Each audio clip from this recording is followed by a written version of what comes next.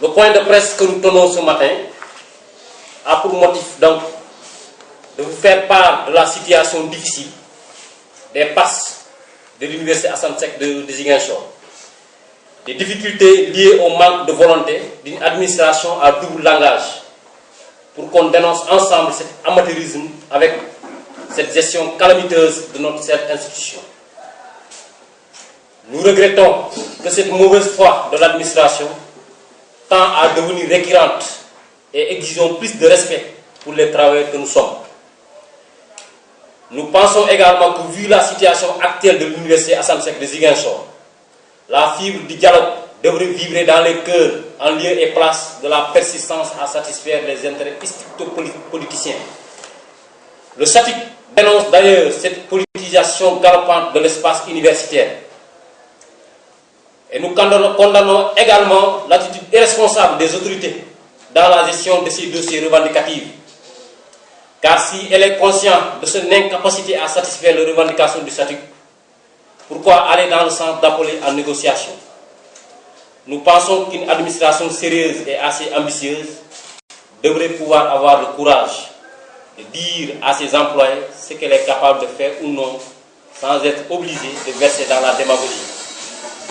Donc ces mouvements d'humeur donc ne sont que le début d'une série d'actions que le SATIC entend mener pour obtenir la satisfaction de toutes les revendications qui tournent essentiellement autour des points suivants. Le paiement dans les meilleurs délais des primes de risque à tous les ayants droit, l'harmonisation générale et définitive des primes et indemnités des personnels administratifs, techniques et de services, la fourniture en tenue et matériel de sécurité à tous les ayants droit, la construction de locaux pour les PATS, pour évoquer toujours ces situations de travail, ces conditions de travail difficiles, l'augmentation également du budget destiné à la formation du personnel, que nous avons toujours exigé, le versement de tous les arrêts de cotisation sociale des PATS, que ce soit pour l'IPRES, pour la coopérative d'habitat, pour le FNR et pour la caisse de sécurité sociale. Nous exigeons également le paiement immédiat et dans les meilleurs délais de la prime de commission des bacheliers à tous les ayants droit. Cette liste est non exhaustive.